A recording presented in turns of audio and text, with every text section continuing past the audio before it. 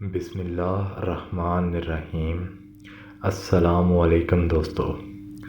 اللہ تعالیٰ اپنے نیک بندوں کی باتیں انسانوں پر اس لیے ظاہر کرتے ہیں کہ ان واقعات سے انسان نصیحت حاصل کر سکیں۔ اسی طرح اللہ تعالیٰ کے عظیم نبی جن کو 40 دن تک مچھلی نے اپنے پیٹ میں رکھا، وہ واقعہ آج میں آپ کی خدمت میں پیش کرنے جا رہا ہوں۔ آپ علیہ السلام کا واقعہ قرآن پاک میں یونس اور تورات میں جونہ کے نام سے آیا ہے۔ تاریخ میں آشوری قوم کو ایک طاقتور قوم کے لحاظ سے جانا جاتا ہے، جس کا دارالحکومت آشور تھا۔ آشوری دراصل بنی اسرائیل سے تعلق رکھتے تھے۔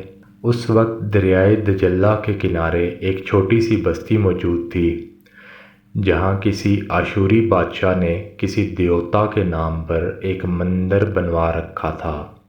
وہاں کے لوگ بت پرستی اور کفر و شرک میں مبتلا تھے۔ اس وقت اس بستی کی آبادی 1 لاکھ تھی۔ اس زمانے میں اللہ تعالیٰ نے وہاں کے لوگوں کی ہدایت کے لیے حضرت یونس علیہ السلام کو بھیجا۔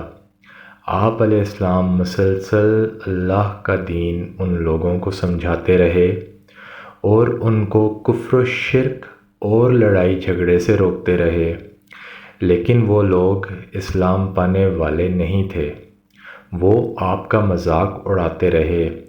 آپ 40 سال تک تبلیغ کرتے رہے، لیکن وہاں کے لوگ شرک میں مبتلا رہے۔ آخر کار آپ علیہ السلام اپنی قوم سے مایوس ہو گئے۔ پھر اللہ تعالیٰ کا حکم آیا کہ ان لوگوں کو کہیں کہ شرک چھوڑ دیں، ورنہ 3 دن میں ان پر عذاب آ جائے گا۔ لیکن ان لوگوں پر اس بات کا بھی کوئی اثر نہ ہوا اور وہ اس بات کو مذاق سمجھتے رہے، اور آپ علیہ السلام کو دھمکیاں دی کہ تبلیغ چھوڑ دو اور ہمارے بتوں کو کچھ نہ کہو۔ ان لوگوں کی ان باتوں سے غصہ ہو کر حضرت یونس علیہ السلام بغیر اللہ تعالیٰ کے حکم کے اس بستی کو چھوڑ کر روانہ ہو گئے، اور دل میں سوچتے رہے یہ قوم سدھرنے والی ہی نہیں ہے۔ ابھی 2 دن گزرے ہی تھے کہ اس بستی پر بڑا سا بادل آ گیا، جس میں بجلیاں اور آگ چمک رہے تھے۔ وہاں کے لوگوں نے جب آگ چمکتی دیکھی تو کہنے لگے کہ لگتا ہے قوم لوط کی طرح ہم پر بھی کوئی عذاب آنے والا ہے، اور اس کا مطلب ہے حضرت یونس علیہ السلام سچے تھے اور حضرت یونس علیہ السلام کا اللہ بھی سچا تھا۔ اب ہمیں اللہ کے عذاب سے کوئی نہیں بچا سکتا۔ اتنی دیر میں کسی نے کہا آؤ بیٹھ کر اللہ سے معافی مانگتے ہیں۔ اسی وقت بستی کے سب لوگ زمین پر بیٹھ کر اللہ سے معافی مانگنے لگے اور اپنے گناہ بھی قبول کرنے لگے، یہاں تک کہ 3 دن گزر گئے۔ بے شک اللہ بار بار معاف کرنے والا ہے۔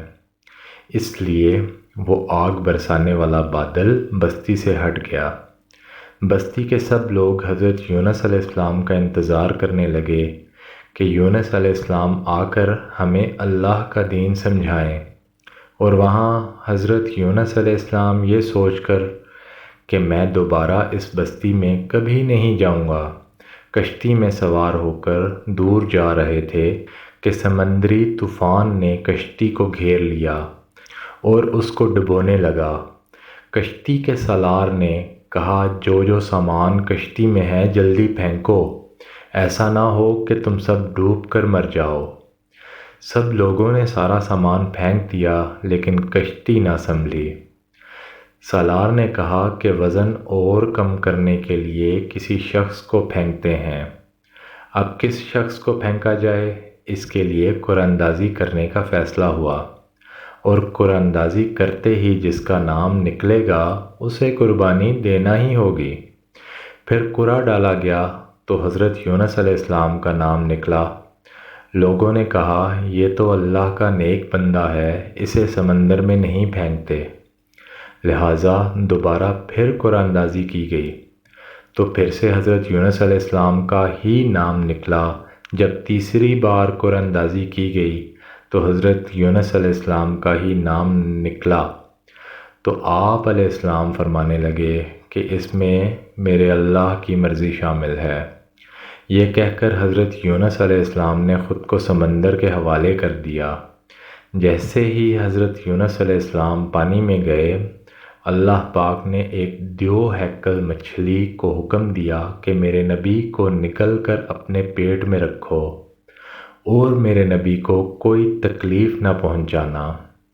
مچھلی نے اللہ کے حکم سے حضرت یونس علیہ السلام کو پیٹ میں رکھ لیا۔ پہلے تو حضرت یونس علیہ السلام سمجھے کہ میں اس فانی دنیا سے جا چکا ہوں، لیکن کچھ ہی دیر میں ان کو اندازہ ہوا کہ میں یہیں موجود ہوں، کیونکہ ان کا جسم حرکت کر رہا تھا۔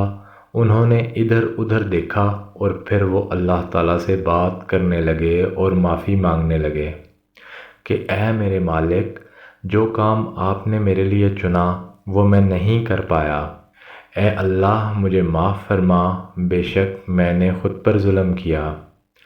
ایسے ہی 40 دن گزر گئے۔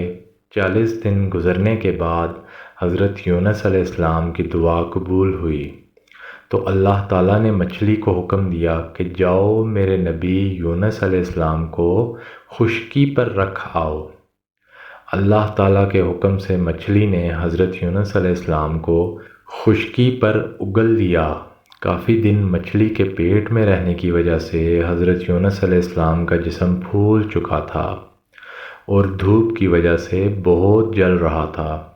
حضرت یونس علیہ السلام نے اس تکلیف میں اللہ تعالیٰ سے دعا کی کہ اے اللہ مجھے صحت عطا فرما کہ میں واپس اسی بستی میں جا کر ان لوگوں کی اصلاح کر سکوں۔ پھر اللہ تعالیٰ کے حکم سے ایک پھلدار درخت نے سایہ کیا اور اس درخت کے سائے میں بیٹھ کر حضرت یونس علیہ السلام صحت یاب ہوئے، اور صحت یاب ہونے کے بعد واپس اسی بستی میں چلے گئے۔ تو یہ تھا قصہ اللہ تعالیٰ کے عظیم نبی حضرت یونس علیہ السلام کا۔ امید کرتا ہوں کہ آپ کو سٹوری پسند آئی ہوگی۔ اللہ حافظ۔